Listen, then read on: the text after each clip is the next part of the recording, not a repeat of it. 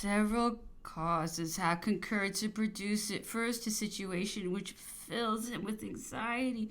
Perhaps he feels some self-reproach. Of this I know nothing, but as he is naturally very timid, he is dreadfully afraid of the Grand Duke of Berg, who, he complains, wishes to render him unpopular and to do him personal injury. This conduct, which he attributes to the Grand Duke, he supposes is the consequences of orders from your Majesty, and that renders him suspicious. For example, the Grand Duke daily insists on the Prince of the Peace being set at liberty. He makes his safety the first object of his solicitude, and seems to have come to Spain for no other purpose but to deliver him, while on the other hand he tries to turn everything against the Prince of the Asturias. There is at least a want of address in thus showing a wish to detach the nation from a prince who is at this moment so very popular, and to protect another who is the object of general execration. The consequence is a cry of vengeance against us, which inflames all heads and prepares future troubles. The emperor said, I never gave a hint which could tend to produce what you describe. The Grand Duke of Berg must be quite a fool.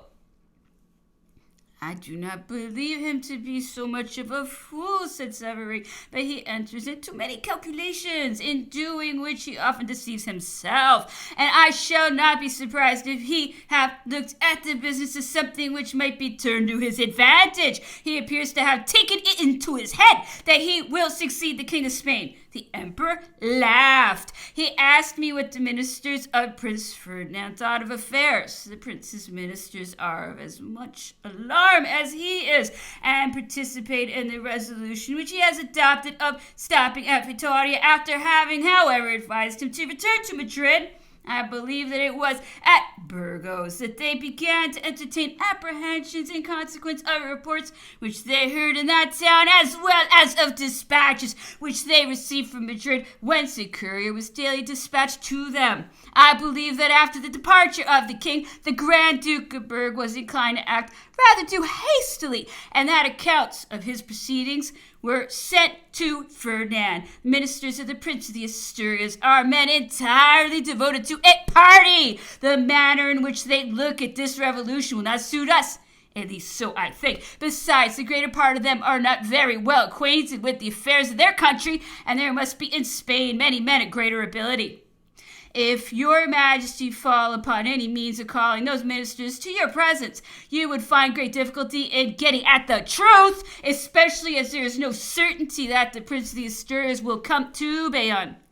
However, we must come to an understanding here, said Napoleon, or somewhere else. Otherwise, how can an arrangement be concluded? It will then be necessary for your Majesty to give them security. It was late. The emperor was fatigued, and he dismissed me, saying, we shall think of that tomorrow. Night brings counsel. I should have no difficulty in writing to him if it were clear that we must come to an understanding. But if that contrary should be the case, he would be entitled to say that I had drawn him into a snare, and, in fact, things would have that appearance. On the other hand, if he do not come, I shall march to confer with the father and assemble the courts at Madrid. Had the Prince of the Asturias been well advised, I should have found him here. But from what you say, I suppose he's been frightened by the Grand Duke of Berg. Go you and take some rest and be ready to set off tomorrow. The emperor sent for me next morning. After he had received dispatches from Madrid, he sent an answer to these dispatches by a courier who accompanied me, and gave me a letter addressed to the Prince of the Asturias, saying, find him and deliver this letter. Let him reflect upon it. There is no occasion for employing any finesse. The business interests him more than it does me. He may act as he pleases. On your answer or his silence, I shall take my course, as well as measures to prevent him going anywhere except to his father. He added, you see to what bad advice leads. Here is a prince who perhaps in a few days will cease to reign, or who will bring on a war between Spain and France. Good heavens, how much are nations to be pitied when they fall into such hands? Make all haste that you can. The emperor wrote to the Grand Duke of Berg. He ordered him to take care that no attempt was made on the life of the Prince of the Peace, to make him be delivered up, and to take measures for sending him safely to Bayonne. He also directed the Grand Duke to send him Senor de Zenza, Minister for the Indies, and several other Spaniards of ability and consideration. He wished to consult them before he decided on anything. Chapter 22. I lost no time in returning to Vitoria, but found everything changed there. A number of Spaniards had gathered round Ferdinand. They represented to him the imprudence of the course he had taken and the facility with which he might retrace his steps, and though they had not made him abandon his resolution to proceed, they had at least shaken it. Urquijo, formerly a minister under Charles IV, was the most vehement in the prediction of danger on passing the frontier. He committed to writing on account of the discussion which he had with Ferdinand's counselors on this subject, and I insert it here because it proves that neither threats nor deceptions were employed to induce the prince to prosecute his journey, and that whatever was done was spontaneously resolved on by himself or his ministers. The following is a document: to Don Gregorio de la Cuesta, Captain General of Old Castile. My dear friend, yesterday at noon I received a letter dated the 11th, which you sent me by express. I immediately mounted my horse and arrived here at 3:30 in the afternoon. Our friend Mazanedo could not accompany me because he was confined to his bed by a severe fit of the gout, and fortunate this was for him, for besides the inutility of the journey, he would have had to witness very disagreeable scenes here. You stated to me in your letter that from what you had heard said by King Ferdinand and his suite with regard to me, you were certain I should be very well received, and that you did not doubt that through my persuasion and the information which must then have been received, so dangerous a journey would be given up, and that the king would go no farther. As to the first point, your prediction was perfectly right, and I could not myself anticipate anything else, since the king was no sooner seated on the throne than he spontaneously declared everything unjust and arbitrary, which I had suffered through the agency even of Ceballos, who was one of the ministers who signed the orders for all the vexations directed against me during 7 years. On my arrival, I presented myself to His Majesty, who had entered the town only half an hour before. He received me most graciously, bestowed on me marks of honorable distinction, and invited me to dine with him. Those who accompanied him behaved to me with great politeness, particularly the Duke of San Carlos and del Infantado. I had also the pleasure of meeting my friends Musquiz and Labrador. The second part of the business is most afflicting. I believe they are all blind and rushing on to inevitable ruin. I explained to them the manner in which the Moniteur, which it appears they had not rightly understood, related the tumult at Aranjuez, which caused the abdication of Charles IV. I remarked to them that the language of the French gazettes served to indicate the designs of the emperor. I reminded them of the proclamation addressed to the Spaniards in 1805, because since then I had never ceased to believe that Napoleon intended to extinguish the reigning dynasty of Spain in consequence of his considering its existence incompatible with the elevation of his own dynasty. I observed that this design had only been suspended to wait for a favorable opportunity which had just presented itself on the occurrence of the unfortunate affair between the father and the son at Escurial, that the plans of the emperor were evident from the manner in which he had filled Spain with troops and taken possession of the fortresses, the arsenals, and the capital, that in this very town of Vitoria, the king and all who accompanied him were in a kind of prison and watched by General Savary, and that the military dispositions which I had observed since my arrival, the posts occupied by the troops, and the situation of the barracks were all circumstances which confirmed my suspicions. After stating all this, I asked the king's ministers what was the object of their journey, how they could think of making a sovereign of so great a monarchy as that of Spain and the Indies submit to such public degradation in his dignity, why he was conducted towards a foreign land without any invitation, without any preparation, without the etiquette which ought to be observed in such cases, and without having been recognized king, as he was still called by the French. the Prince of the Asturias. I called to the recollection what had been done at the Isle of Pheasants in the Pyrenees, where so many precautions were taken for the interview appointed between the sovereign of Spain and France. I reminded them that the number of troops on each side of the Bidassoa was equal, and that everything was conducted with such scrupulous care that even the armor was regulated. You will hear with astonishment, my dear friend, that all the answer I received was that they intended to satisfy the ambition of the emperor by some cessions of territory and of some commercial advantages. I could not prevent myself from saying on hearing this, "You may then give them the whole of Spain." Some talked of eternal war between the two nations, of constructing 2 impregnable fortresses in each of the Pyrenees, of having always 150,000 men under arms and thousands under chimeras. I merely observed that on the side of the western Pyrenees there was only one strong place, which was Pampeluna, and that according to the opinion of the most experienced generals, and among the rest of my friends, General Venusia, as I myself had heard him say, it was capable of making very little resistance, that we had not the 150,000 men, that a great part of the army had been sent to the north under the pretext of the Treaty of Alliance, that armies were not raised nor fortresses built in a day, that the idea of perpetual war is insanity, for nations had their natural relations, and ours were very intimate, very important with France, that it was absurd to confound the relations of countries with the men temporarily placed at the head of states, and finally that the object now in view was to remove the Bourbon dynasty from Spain in imitation of the example set by Louis XIV, and to establish the present French dynasty, and that they were themselves inviting the emperor to set about the work.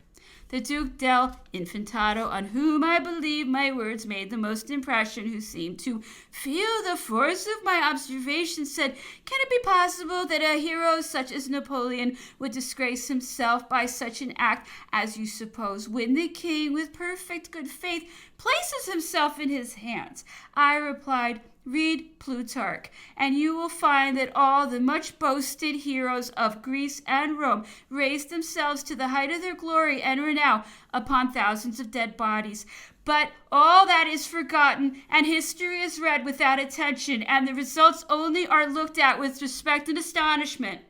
I told him that he ought to recollect the crowns which Charles V had seized, the cruelties which he had committed on sovereigns who had become his prisoners either by war or perfidy, and that notwithstanding all those atrocious acts, he was still reckoned among the number of heroes, that he ought also to remember that we had acted in the same way towards the emperors and kings of America, and that if we chose to defend those transactions under the pretext of religion, and the like might now with equal justice be defended on the score of policy, that this defense might be made for the origin of all dynasties in the universe, that in the early history of Spain there were examples of the assassination of kings by usurpers who had afterwards seated themselves on the throne, and that even at more advanced periods we had the example of that committed by the bastard Enrique II, and the exclusion of the family of Henry IV, that the Austrian and Bourbon dynasties had been established after incest and crimes, and that consequently they ought to have no consequence in heroes, nor permit Ferdinand to advance a single step near to France. But what apparent motive said the Duke could justify the conduct which you assigned to the emperor? I again replied that the language of the Moniteur convinced me that he would not recognize Ferdinand, that the Moniteur stated the abdication of the father to have taken place in the midst of a popular and military tumult, and that Charles IV would himself acknowledge such to be the fact, if called upon to do so, that without noticing what had happened to Juan I, King of Castile, there had been 2 abdications during the Austrian and Bourbon dynasties, one by Charles I of Spain, or Charles V of Germany, and the other by Philip V. That in these 2 cases of abdication, the greatest deliberation and caution was observed, in so much that those who represented the nation required to know how far the abdication was to extend, in case the person's next in succession should be prevented from reigning, and that on this account Philip the Fifth reigned his second time after the death of Louis the First, in whose favor he had resigned the crown, and finally, that if the father protested against the violence in consequence of which he had abdicated, and the journey to Bayonne was persisted in, it was to be feared that neither of them would be permitted to reign, and Spain would be thrown into a state of confusion and misery. He observed that all Europe, even France, would condemn such transaction, that Spain would become formidable in consequence of being supported by England. I answered him on these 3 points thus: as to Europe, every country is impoverished. There exists no means for undertaking new wars, and no union, because the particular interest and ambitious views of each sovereign and state act with more force than the feeling of the necessity of making great sacrifices to destroy the system adopted by France since her fatal revolution. In proof of what I advanced, I took a view of the conduct of the coalitions, their ill-combined plans, their defections, and showed him that the result of these leagues had uniformly been the aggrandizement of France. I observed that I sought no court except that of Vienna, capable at present of opposing the plans of Napoleon if Spain should resist and be assisted by England, but that if Russia, Germany, and the rest of the continent of Europe should be adverse to such a line of policy, Austria would then encounter reverses and would lose a part of her territory, while we should completely lose our marine, and Spain would be nothing more than the theater of the war between the English and the French, whither the former certainly would not come unless they had something to gain, for England is not a power capable of making head against France in a continental war. Finally, that the result would be conquest after a struggle ruinous to Spain. On the second point, the expectation of discontent in France at the unjust conduct of the emperor, I entered into a long explanation of the character of that nation. I remarked that the French were always pleased with whatever was brilliant and surprising, that they acted under the influence of no other public spirit than that which was produced by the impulse given to them by their government, that besides the French nation would gain much in a commercial point of view if the sovereigns of the two countries were of one and the same family, that if the emperor confined himself within certain limits of aggrandizement and consolidated his empire by good moral institutions, France would adore him, would regard him as her deliverer from the terrible revolution in which he had been plunged, would bless his dynasty, and would be proud to see several of the thrones of Europe occupied by his family, and that consequently his argument would not diminish my suspicion. I added that besides these considerations, we ought never to forget that the kings of Spain were Bourbons, and a branch of that family of the former sovereigns of France. That great change of fortune had been produced by the suppression of privileged corporations, confiscations, and sales, whereby nearly all the French people have taken some part, more or less, in the revolution, that the persons interested in this way, the literary men, those who desire reforms, the Jews and the Protestants, taken all together, compose the most numerous and active part of the nation. They are now free from the oppression under which they labored before the revolution, and it is probable that they would look without regret on the extinction of the Bourbons in Spain, as that event would relieve them from the apprehension of being possibly at some future period obliged to submit to the restoration of the Bourbons if Spain should be well governed. On the third point, the arming of the nation, I also entered into very extensive details. I stated that, unfortunately, since the time of Charles V, the nation could not be said to exist because there was nobody which represented it, and no common interest which could unite the people in one object, that Spain was a Gothic edifice composed of fragments, with nearly as many different kinds of forces, privileges, laws, and customs as there are provinces, that public spirit no longer existed, that these causes would prevent the formation of a solid government capable of concentrating the force of the country and giving it the necessary direction and activity. that popular commotions and tumults could be but of short duration, and that these tumults could not fail to produce pernicious effects in our American colonies, because the natives would take the opportunity to try their strength and shake off the yoke which had been imposed upon them ever since the conquest of these countries. That even England would assist them, and consider the doing so an act of just revenge for our imprudent conduct in aiding, along with the French, the insurrection of their colonies. That we ought not to forget the attempts made by the English on the Caracas and other provinces in South America. In fine, my friend, I said everything to the Duke del Infantado that I think could be said on the danger of this journey. I offered, if the journey were abandoned, to go to Bayonne in the character of ambassador, to propose entering into conventions with the emperor, and thus terminating in the best way possible this disagreeable business, so unfortunately commenced and so badly directed. But I suggested that they should, in the meantime, get the king to leave the town incognito, making him take his departure from one of the houses adjoining that in which he is lodged, and conducting him to Aragon. That Senor Urbina, the alcalde of the town, would facilitate the means of flight, and that when it should come to the ears of Napoleon that the king had escaped and was at liberty to act for himself, he would be obliged to change his plans. But I urged all this in vain, completely in vain.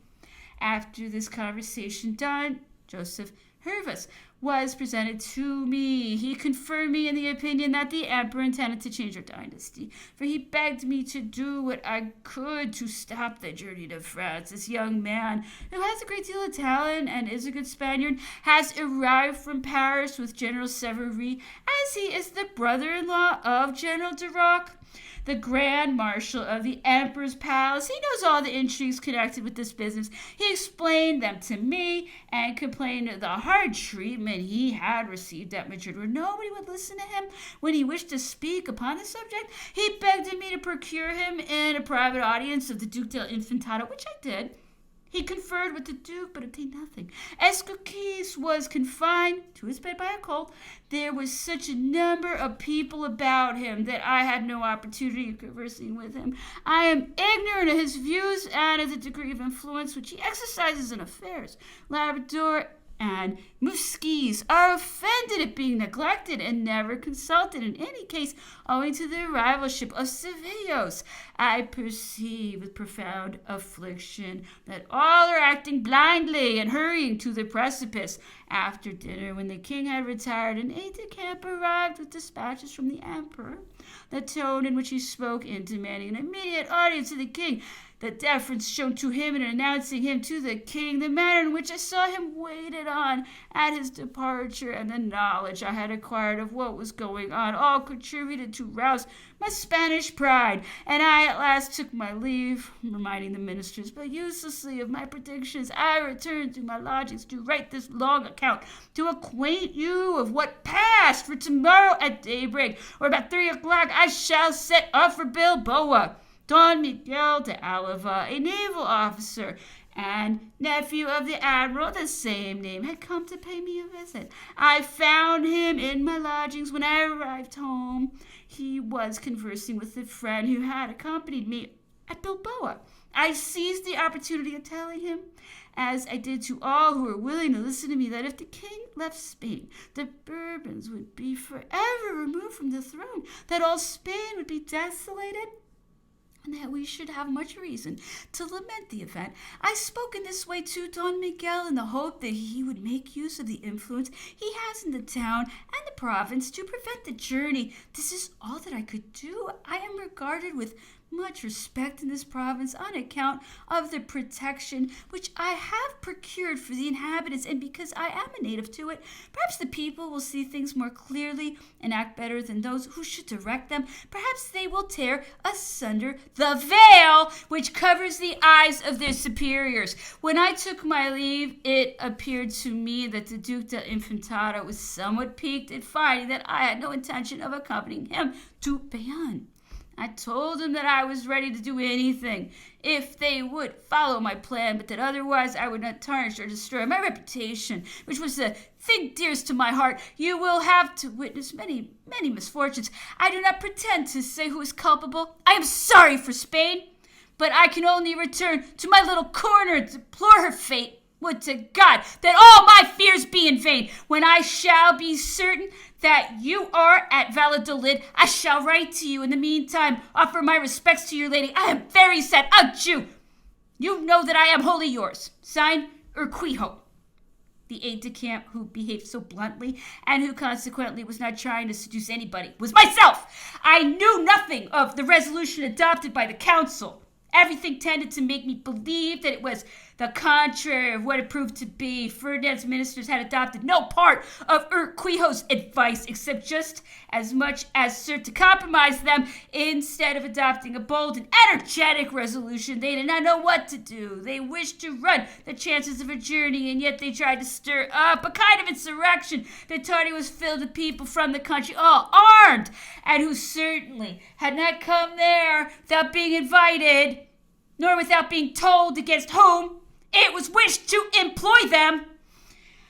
I was not tranquil until I was told by General Verdier, who commanded our troops, that he had prevented the chance of a quarrel by confining them to their quarters. Had it not been for this precaution, a little indulgence on the part of the soldiers in wine would have been sufficient to light up a war between France and Spain. This, I believe, is what the persons about Ferdinand wished, that they might have the opportunity of escaping from the embarrassments in which they had involved themselves. They would not have failed to justify themselves by spreading everywhere the report that we had been the aggressors and wished to carry off the king. Nevertheless, I wrote to Marshal Bessières at Burgos to inform him of the situation at General Verdier and to request that he would march some troops into Miranda in order that we might be secured against an attempt after the manner of the Sicilian Vespers. It was not until after I had received all the information I wanted and taken what precautions I thought necessary that I noticed to the Prince of the Asturias my return with a letter from the Emperor, which I wished to deliver him. He immediately sent one of his officers to conduct me to his presence. The house in which I had left him only 4 days before was converted into a real guard room. The great square of Vittoria, in which his house was situated, formed a bivouac for armed peasants. The vestibule and stairs leading into the house were filled with soldiers and men armed with poniards, lying about in such a manner as to render it difficult to know where to put one's foot down. In all the apartments until I reached the one in which the prince was, I observed that the preparations of defense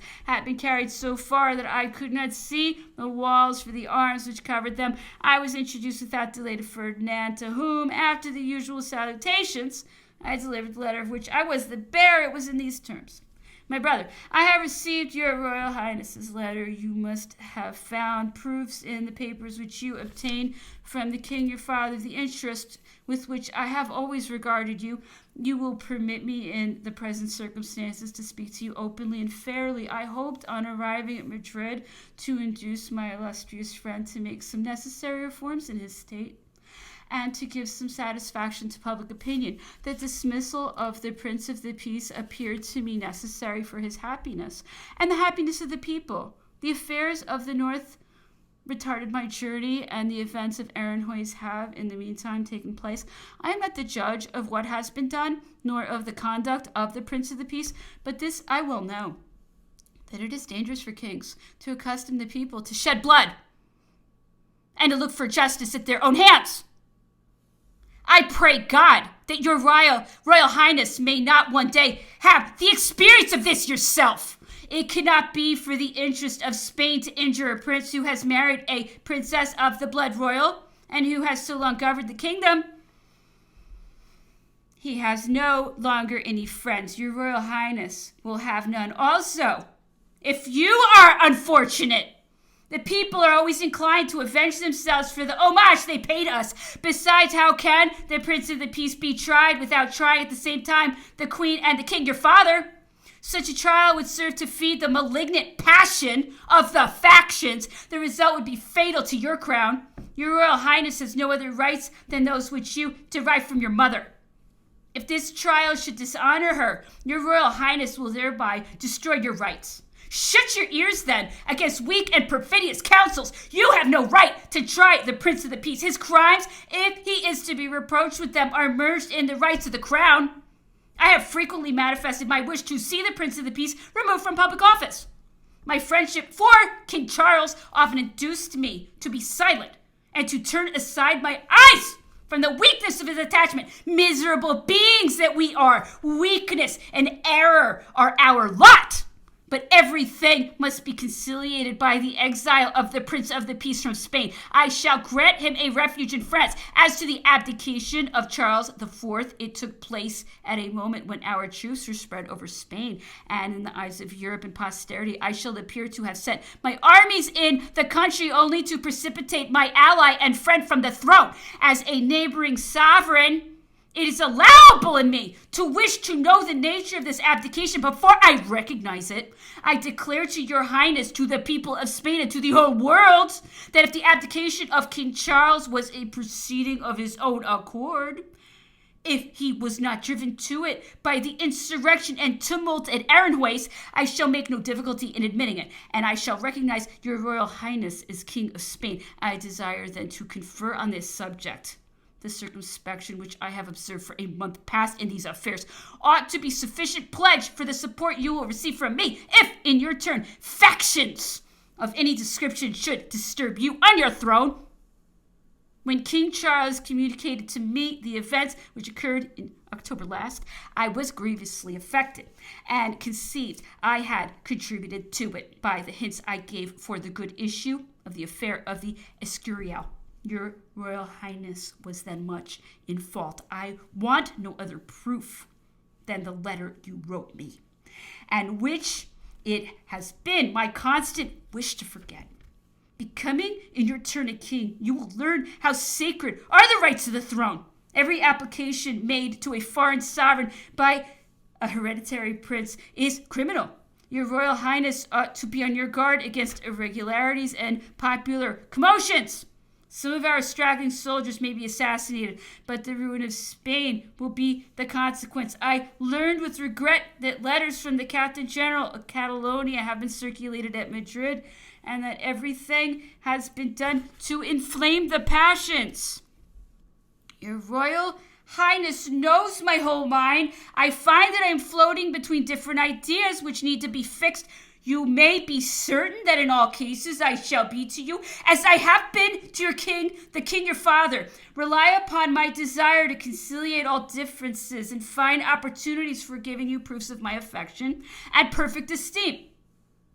Napoleon, Bayonne, April 16th, 1808. We spoke little. I had nothing to add to what I had the honor of previously stating to him. Besides, the letter was so decisive that it left nothing to be misunderstood. The emperor had explained himself without any circumlocution. Ferdinand's counselors who were present and who were still the same persons did not appear satisfied with the manner in which the emperor expressed himself, because he used the title of Royal Highness. I felt myself obliged to observe that the emperor could not with propriety make use of any other address, because on his part the recognition was yet a thing to be done, that there were questions still more important than that to be settled between them, and these once adjusted, the rest would follow naturally. The king dismissed me by observing that he would make his decision known to me.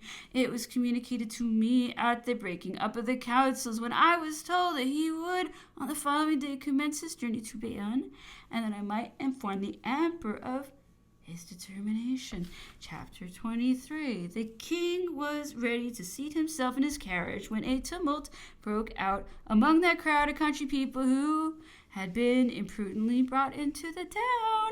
In a moment the square and the streets were filled with armed men. Fortunately, our troops were shut up in their barracks, otherwise some insult would no doubt have been offered to the soldiery, and as there was a reciprocal feeling of irritation, fatal consequences would have ensued. Notwithstanding the crowd which choked up the avenues leading to the king's quarters, the carriages were drawn up at the hour which he he himself had appointed for his departure. The king's own carriage was already at the foot of the staircase when suddenly a burst of dissatisfaction was manifested among the populace. I was in the crowd, dressed in plain clothes without any portion of my uniform, so that, without being recognized, I had an opportunity of witnessing what I am about to relate. While I was observing what passed, my carriage was waiting at my own abode in readiness to follow the king's convoy. I was convinced that all would proceed quietly when a fierce-looking man, armed, dressed in a way corresponding with his appearance, approached the king's carriage and, with one hand seizing the traces and of the 8 mules which were harnessed to it, with the other in which he held a hedge bill like a sickle, cut with one stroke the traces of all the mules who were attached to the same fastening point. The mules were driven away, the mob shouted bravo, and the tumult increased. The other carriages were drawn away, and the king's departure experienced open opposition. I was still in the square when the king himself appeared at the window, smiling to the multitude, who greeted him with reiterated cries of "Viva Fernando!" At this moment it struck me that the scene I witnessed was merely a preconcerted trick. In fact, there could be no doubt of this. There were Vittoria company of bodyguards and a battalion of Spanish guards. Both were under arms in front of the king's quarters, and the least they could do was prevent the king's carriage from being attacked. If they did not do this, it must have been because they knew their master was not offended at the proceeding, the intention of which was probably to please him. In fact, after his departure from Madrid, the Prince of the Asturias became entirely changed, either from what he observed on the road or from what had been told him. He conceived himself to be the stronger party, and yet he resorted to petty contrivances, as will speedily be seen. While observing the tumult, I met the Duke del Infantado, who was using great exertions to quell it. I went up to him, and accosting him, hinted that I was not to be duped by this tumult. I replied in a tone of sincerity, "General, in the name of heaven, get out of the way. Do not let your troops show themselves, or all is lost, and I will not answer for the consequences. I will do my best to quell the riot and to bring back the mules." He kept his word, for in less than half an hour, without my having occasion to see him again, the king set out. He proceeded without stopping as far as Irun, that is to say, the last Spanish town. Here he passed the night and set out next day for Bayonne. As there were no troops in the town at that time, he received but few military honors. The emperor was not lodged in that town. He occupied a country house called Marac, and was attended by a guard not amounting to 100 men. He sent Marshal Duroc to meet the Prince of the Asturias and to carry him his congratulations, but I doubt whether any one of the formalities were omitted, which Cevallos complains were not absurd. Besides, it must be considered that the emperor was not on a court journey. He was living at Marac without etiquette, and even if etiquette had been observed at such a time, a great distinction would have been drawn between the Prince of the Asturias and the King of Spain. However, the prince was received with a salute of artillery from the ramparts, and all the civil and military authorities paid him their respects. The emperor himself was the first to go and visit him, and his carriage not being ready as soon as he wanted it, he went on horseback. I was present at that interview, during which everything was as it should be. Senor Cevallos complains of the palace of residence which was assigned to the king. All that can be said to this is that it was one of the best houses in Bayonne, and that he could not get better accommodation than there was to give him. If Senor Cevallos had been of a less dissatisfied turn of mind, he would not have remarked so unimportant an affair as lodging under the circumstances which then prevailed. The emperor, on his return to Marac, sent the invite to the prince to dinner. I believe it was on this occasion that the ill humor first commenced, because the emperor would not address him by the title of Majesty, and there were a great number of attendants present. The Prince of the Asturias had come to Bayonne for the sole purpose of being acknowledged king. He thought that act consisted merely in a form of address which might have been employed, and without considering the importance which the emperor attached to a change of sovereigns, he regarded as trifles those very matters which ought to have claimed his whole attention, and which were infinitely more interesting to France than the name of the monarch who occupied the throne. Unfortunately, the prince had been brought up in an utter ignorance of business, which rendered him very unfit for the part which his birth assigned to him. The emperor told us in the evening that he was very sorry to find him so deficient, and that he very much regretted his father. During several succeeding days, he invited the Duke del Infantado and other Spaniards who had accompanied the prince to Bayonne, but he did not find what he wanted. Not that he did not esteem them, and in particular the Duke de San Carlos, but he found that their sentiments were all contrary to those which he had been accustomed to meet with in the Spanish ministry, and I believe that in this respect the opinion he formed of them was not favorable. He began to be annoyed at being himself obliged to speak of business, because the sovereign always weighs what he says and has no means of drawing back if by chance he advances too far. I believe this was one of the occasions on which he was most anxious to have Monsieur de Talleyrand near him, and that he would have sent for him had he not been afraid of offending Monsieur de Champigny. Cases of this kind often happened to the emperor. He sometimes offended by mere trifles men who were of an irritable disposition, and at other times he sacrificed his own interests through the fear of offending the self-love of a good servant. I am persuaded that if Monsieur de Talleyrand had come to Bayonne while there was yet time to bring about an adjustment, the affairs of Spain would have taken a different turn. He would not have been so hasty, for he would have taken care to have many conferences before he committed anything to writing. Besides, he had such sources of communication with Spain that he could have assumed towards those who accompanied the Prince of the Asturias the precise attitude which belonged to the points in question. He would have found means to form at Bayonne a Spanish court in opposition to that of the Prince of the Asturias, and would have made Charles' court pour into Spain antidotes against the poison which flowed from Ferdinand's. Monsieur de Champigny, having newly entered the ministry, could not command the same advantages. The consequence was that little was to be done besides eating and drinking, and the time which could not be turned to profit hung heavy on our hands. The days which business would have rendered short seemed never to end. It was not the fault of malevolence that they were not entirely spent in vain. In this state of things, the whole weight of the business was thrown on the emperor. He was obliged to discuss the details of questions which, under other circumstances, would have been presented to him in a complete form, and as he had 1,000 other things to attend to, it was not surprising that he should sometimes be out of humor and appear repulsive to those who were not accustomed to his manner of transacting business. Monsieur de Talleyrand had the excellent quality of being quite impassive when he found that the disposition of the emperor's mind was not what he thought best suited to the consideration of the subject to which he wished to call his attention. He never said a word about it until he had led him back to that tranquil state which befitted the business.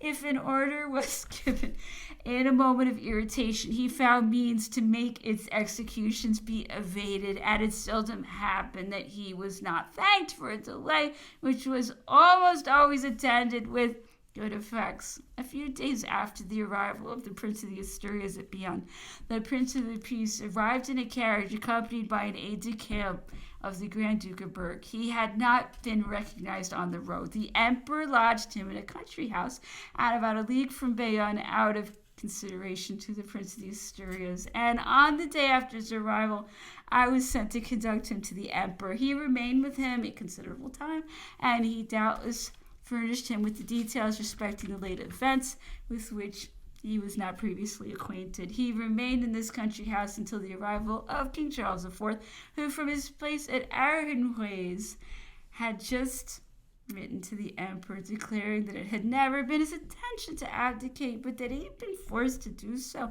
adding that he was coming to Bayonne to assure him of this. He accordingly arrived a few days after, accompanied by the queen. Chapter 24. The emperor ordered that Charles IV should be received as King of Spain. All the troops in Bayonne were drawn out under arms. A salute of 101 guns was fired, and the officers attached to the emperor's household joined the retinue which escorted the king to the residence which had been previously prepared for the emperor himself.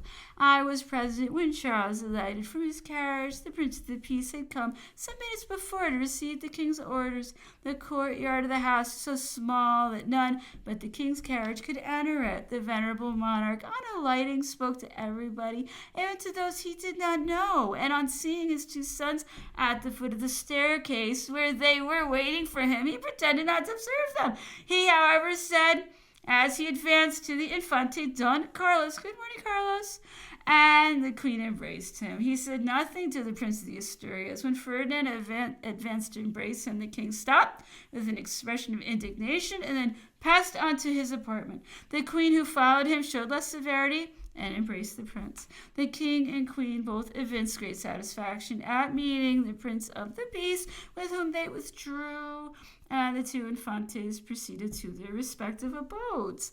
The arrival of Charles IV completely changed the situation in Prince Ferdinand and left his mind a prey to every perplexing conjecture respecting the results of his projects, and I believe that he now first began to cherish hostile feelings. It was not, as Monsieur de Savary states, on the day when he dined with the emperor that I proposed Tuscany to him. That proposal was not made until the emperor had learned the protestation of the father against the violence which had been exercised towards him.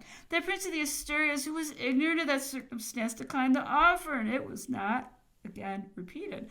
Charles IV came to dine at the emperor on the very day of his arrival.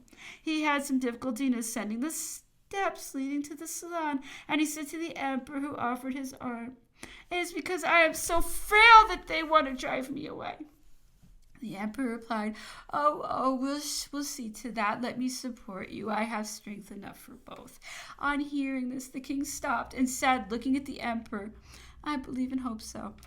He then again took the emperor's arm and ascended to the apartment. I know not what was said or done during the interviews which preceded and followed the dinner, but no doubt business came under discussion.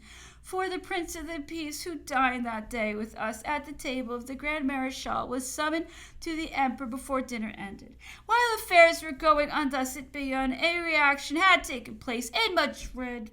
Immediately after the declaration of Charles IV, the Grand Duke of Berg dissolved the governing junta, which was under the presidency of the Infante Don Antonio, whom Prince Ferdinand had invested with the power at the moment of his departure. The Grand Duke of Berg, in consequence of the hints of the emperor, had been appointed by Charles IV Lieutenant General of the kingdom, and he had in consequence taken full authority into his own hands. Accordingly, he received an open packet sent from Bayonne by the Prince of the Asturias to his uncle, the Infante Don Antonio, the president of the governing junta. He forwarded them immediately to the emperor, and the bad spirit of the orders contained in these packets suggested the idea of stopping them on their departure from Bayonne, because it was presumed they may contain communications for Vitoria, Burgos, and other places where we had troops. Prince Ferdinand, seeing the father, mother, and the Prince of the Peace daily in conference with the emperor, had no longer any doubt of the danger which threatened his cause, and consequently had recourse to desperate measures. The couriers he sent to Spain and those coming to him were arrested at the distance of a few leagues from Bayonne. They were confined in a house where they were in other respects well treated, but their dispatches were taken from them and carried to the emperor. The examination of the first dispatches, which were thus seized, gave reason to regret that this measure had not been sooner resorted to, for it became evident that the Prince of the Asturias had been transmitting orders, the fatal effects of which could not fail to be soon felt in Spain. I saw a letter written to his uncle in which, speaking of his own situation and of a Spaniard then at Madrid, he says, "Put no trust in blank. He is a traitor, devoted to those rascals the French, and he'll spoil everything." He afterwards says, "Bonaparte entered the town today. Only about a score of ragamuffins ran before his horse crying, 'Vive l'Empereur!' and even then they were paid by the police." Such was the letter of a prince who was soliciting the emperor's support to enable him to ascend a throne from which he had just driven his own father. Could any reasonable man, on seeing such a letter, advise the emperor to place confidence in the alliance of such a prince? Much blame attaches somewhere for neglecting the publication of all the details of this business. The emperor spoke of these minor acts of treachery to the Prince of the Peace, who was neither sorry nor surprised at their discovery. He discussed with that prince the question between the father and the son. What the emperor learned from the Prince of the Peace and the other Spaniards whom the Grand Duke of Berg had sent to him, as well as what he heard of the sentiments of the Prince of the Asturias, and those who surrounded him soon induced him to adopt the resolution of endeavoring to replace the father on the throne. This course, however, was not free from objection, for as Charles IV was much advanced in years, the same kind of embarrassment could not fail soon to recur, and it was to be expected that the mind of the son would then be still more unfavorably disposed towards us. On the other hand, how could he be excluded from the succession? That could not be done except by regular decree of condemnation passed on declared grounds and adopted with the concurrence and consent of the nation. Besides, the sentiments of the Infante Don Carlos were not much more reconcilable to the policy of the two countries than those of his brother, and the conduct of the Prince of the Asturias had so inflamed the public mind that it would have been impossible to assemble the courts without throwing all Spain into confusion. But an event now occurred which put all thought of any arrangement of this kind aside. The emperor was taking a morning ride, and I was with him, when we met an officer sent express from Madrid by the Grand Duke of Berg. He proved to be Monsieur Denucourt, captain of the Hunts, and one of the emperor's early officers who, not long before, had been dispatched to Madrid. The dispatches of which this officer was the bearer contained an account of the massacre of the soldiers in the hospitals, the stragglers, and all Frenchmen whom the poniards of a furious populace had been able to reach on the 2nd of May. The conspirators had carefully planned their enterprise. The royal arsenal was thrown open to them. Profound secrecy was preserved, and at a given signal, every Frenchman found in the streets was instantly murdered. The assassins reckoned on effecting their object by a complete surprise. They thought that if all our troops in Madrid were not at once butchered, that those who remained alive would fly, and in order that none might finally escape, they sent notices to all the towns and villages on their roads, which the fugitives must have taken to intercept them and kill them. Fortunately, they were too late in beginning the work. The troops were soon under arms, and at the first moment, every individual officer acted in the way which appeared to him most advantageous under circumstances of so urgent and extraordinary a nature. The battalions quartered near the arsenal marched out immediately without waiting for orders, and took a signal vengeance on all whom they found with arms in their hands. These battalions also proceeded to the great hospital, where the ruffians had assassinated the sick soldiers in their beds. The spectacle of barbarity which the hospital presented roused the fury of the troops, and there was a moment of reprisal on their part in which many lives were sacrificed. Such a scene could not fail to be accompanied with much disorder. However, when the fire from the windows was silenced and it became possible to pass through the streets without being shot, order was restored among the troops, and their vengeance was moderated. Tranquility was thus at last reestablished. We lost a number of officers and soldiers who had been rambling through the streets and who were the victims of confidence in their security. Many others were killed by shots from the houses. The emperor could not restrain his passion on reading these details. Instead of returning home, he went straight to Charles IV. I accompanied him. On entering, he said to the king, "See what I have received from Madrid. I cannot understand this." The king read the Grand Duke of Berg's dispatch, and no sooner finished it than, with a firm voice, he said to the Prince of the Peace, Emmanuel, send for Carlos and Ferdinand. They were in no haste to obey the call, and in the meantime Charles IV observed to the emperor, "I am much deceived that these youths have not had something to do with this business. I am very vexed, but not surprised by it. The Infantes arrived at last, both of them, I believe, though of that I am not quite certain, as I have some recollection of Don Carlos being slightly indisposed at this time. However, the Prince of the Asturias came and entered his father's apartment, where were also the emperor and the queen, his mother. We did not lose a word of what was said to him on this occasion. The Prince of the Peace listened along with us. Charles IV, in a severe tone, asked, "Have you any news from Madrid?" We did not hear the prince's answer, but the king sharply replied, "Well, I can give you some." He then related what had taken place, saying, "Do you think to persuade me that you have had nothing to do with this pillage?"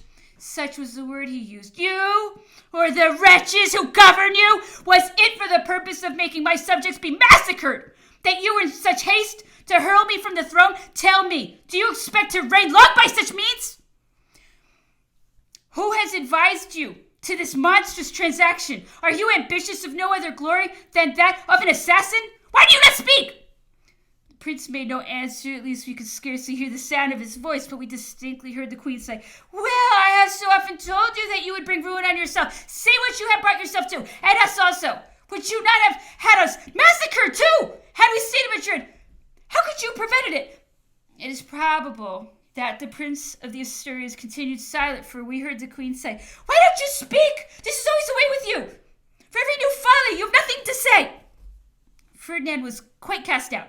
The emperor's presence seemed to embarrass him terribly, and yet we heard the emperor speak in a mild tone. He said, "Prince, hitherto I had formed no resolution respecting the events which have brought you hither, but the bloodshed at Madrid has made me come to a determination. This massacre must be the work of a party which you cannot disavow, and I will never recognize as King of Spain one who has broken the alliance which so long united that country to France, by causing the assassination of French soldiers at the very time, too, when he was soliciting me to sanction the impious act by which he wished to send the throne. You see the result of the bad counsels by which you have been misled. You have only them to blame. I have no engagements except with the king your father. I recognize him only. I shall immediately reconduct him to Madrid if you wish to go back to that city." Charles IV here observed earnestly, "No, I do not wish it. What should I do in a country where he has inflamed all the passions against me? I should only meet with insurrections everywhere, and after having been so fortunate as to pass without loss throughout all the convulsions of Europe, shall I dishonor my old age by making war on the provinces I have had the happiness to preserve, and send my subjects to the scaffold? No, I will not. He will manage that business better than I." Then, looking at his son, he said, "Do you fancy, then, that there is no difficulty in reigning? Think on the evils you are bringing on Spain. You have followed bad advice. I can do nothing more. You must get out of this scrape the best way you can. I will have nothing to do with the affair, so go on about your business."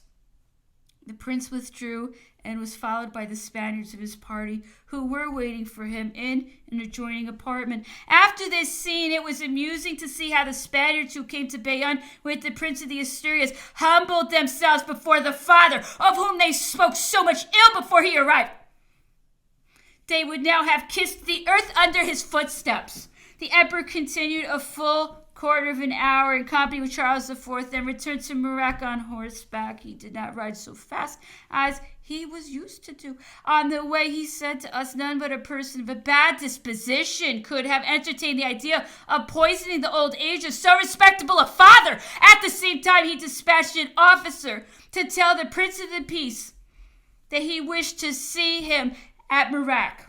The day did not pass over until he came to a decision respecting the Prince of the Asturias, his brother Don Carlos, and their uncle, the Infante Don Antonio. Being all three enemies of Charles IV, it was determined that they should not return to Spain. How they were to be disposed of was next considered. A negotiation was opened with Charles IV.